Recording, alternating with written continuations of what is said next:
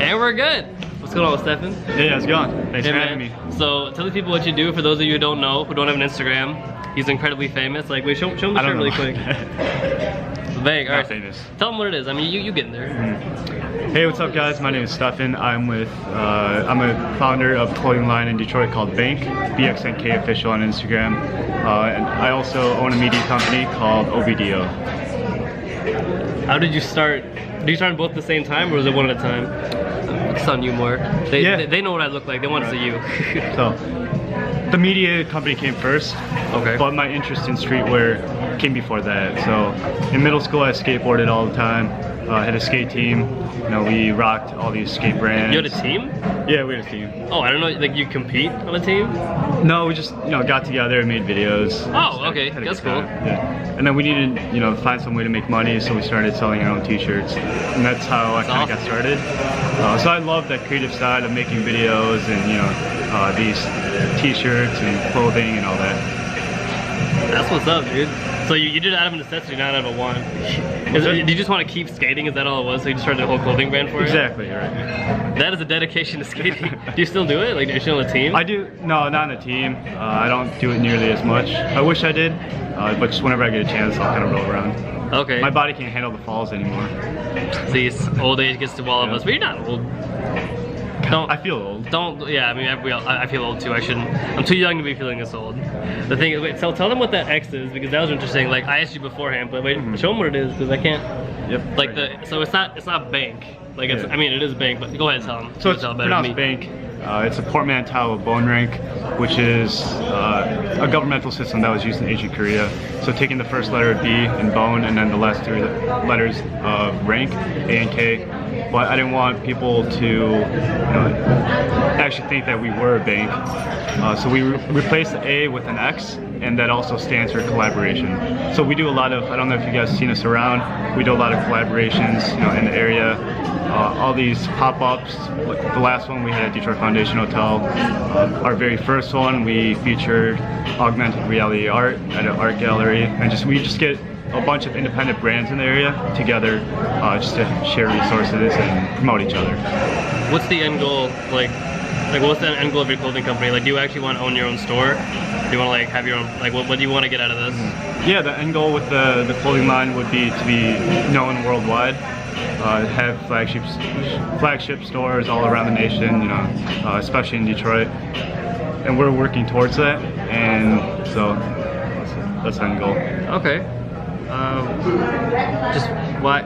It's like why clothing? Like, why not hats? Like, just streetwear. Like, what? Do you make just like? We do hats too. So we do. You guys have everything. Damn. All right. Yeah, hoodies, t-shirts, hats. Soon, hopefully, we'll get in joggers. How do you design them? If I have an idea, or anyone on the team, we'll just kind of bounce ideas off each other. We'll just sketch it real quick, and then have one of the graphic designers design it. How long does it take you to kind of like just an idea, and then eventually make into a full product, like a product that you can like put on the shelf and start selling? Actually, not too long. Less than 2 weeks. Less than 2 weeks? Yeah. Oh, wow. That's the nice thing about being a small independent brand, is everything moves super fast. So from the idea stage, we could get have an idea, and then get it to a physical product within 2 weeks.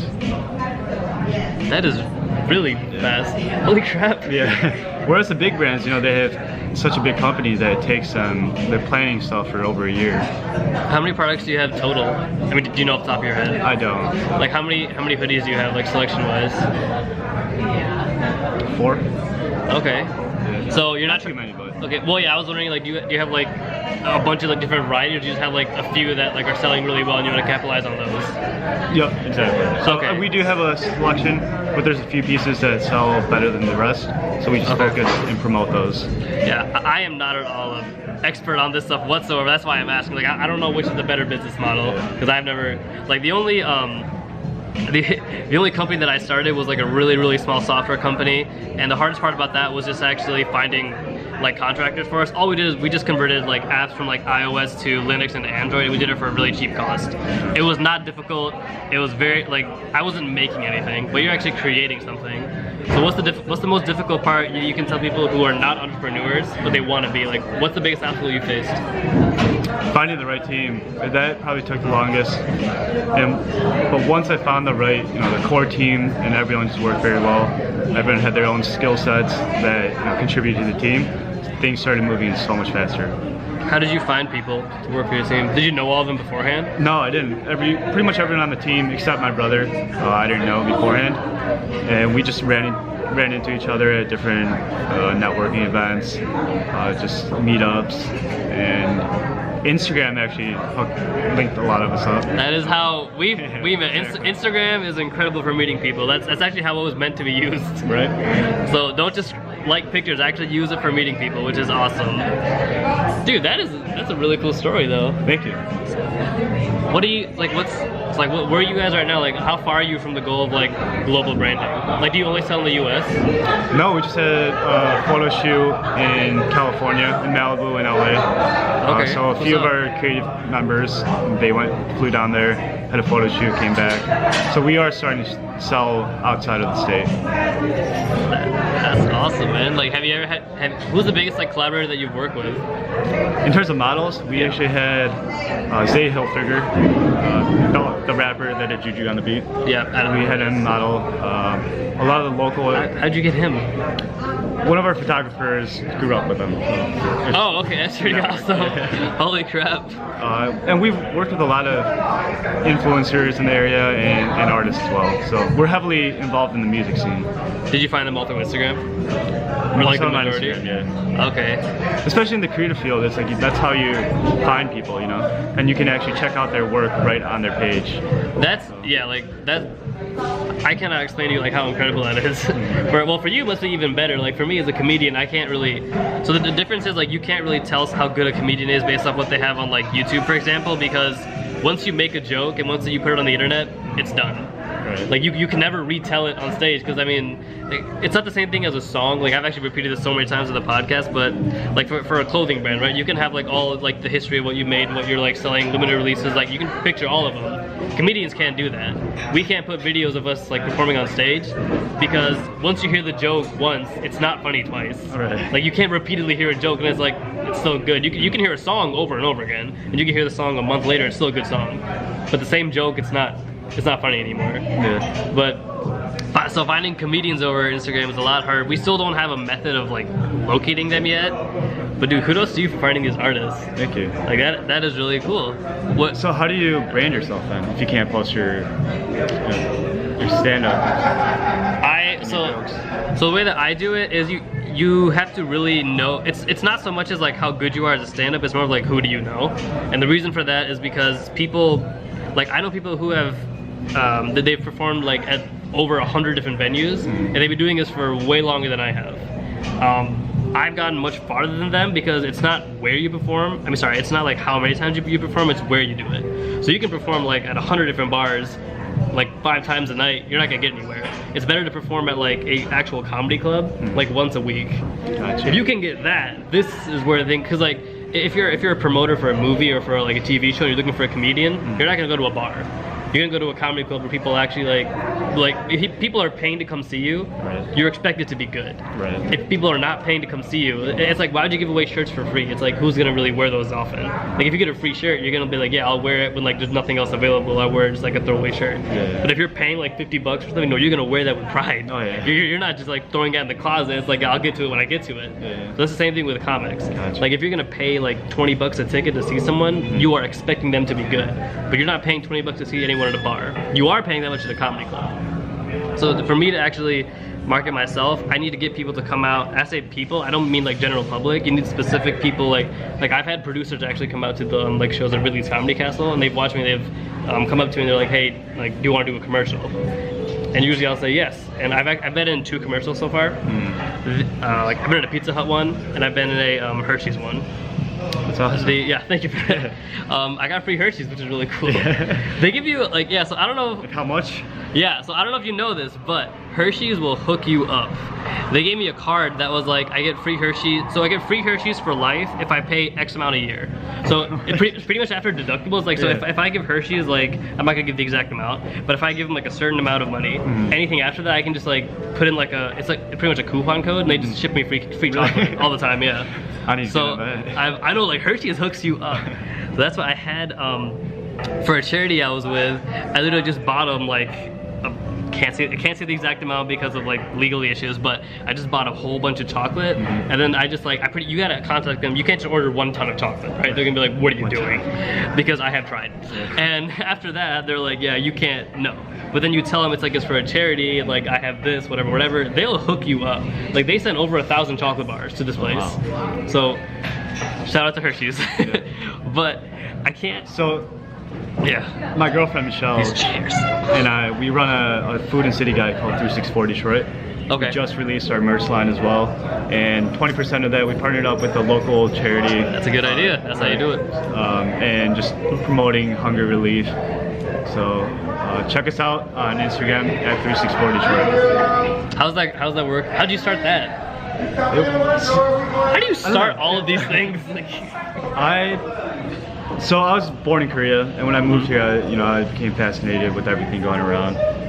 Started just exploring around and found these restaurants and different events going on. And while I'm exploring these things, other people were asking me about it. So I started taking photos and just posting it. Kind of grew from there.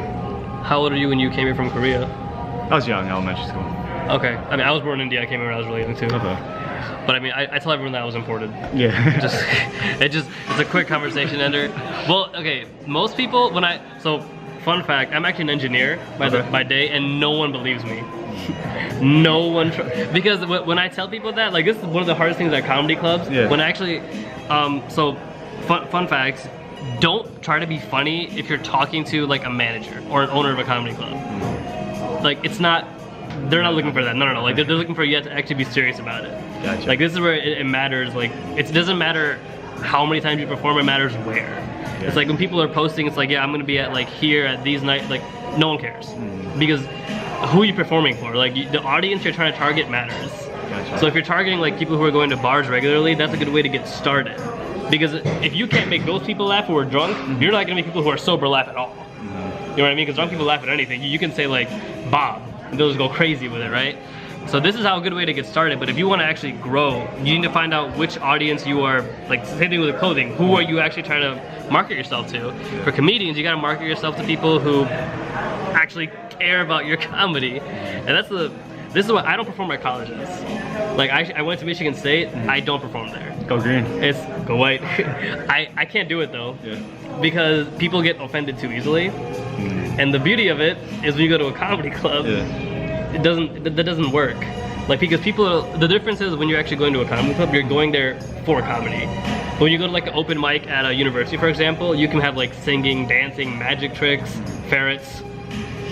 There could be anything in that area, but when you go to a comedy club, you're going there only for jokes and laughing. Right. So no one complains about being offended. Gotcha. Although actually, I did have a woman come up to me. I had a woman come up to me after the show and say, yeah, you can't make fun of Indian people. And I was like, you are Indian. That's what I'm saying. I was like, but that's what happens at colleges now. Like if I go do was it, she like, Indian? No, she was not. But I have had people, listen, I was at a, I probably shouldn't have done this, but this time it was an Indian woman, and it was actually at a comedy club, which this doesn't happen very often, but I was performing at, I can't say the name because I really love this place, I don't want to like ruin its reputation a little bit, but they often, they will attract people just for the money's sake, because the tickets there are a little bit more expensive because they have like more popular comedians. I got there just because like I know the people who work there, and like, this is why, if you're a comedian, don't be funny to managers.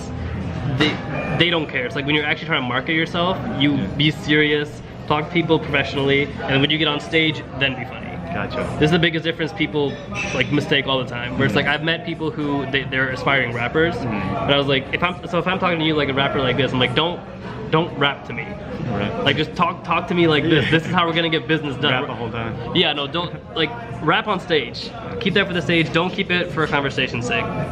But this night I was performing and this woman, and she's a notorious, like she was heckling everyone. It wasn't just me. And eventually, I don't recommend this, but I thought it was funny.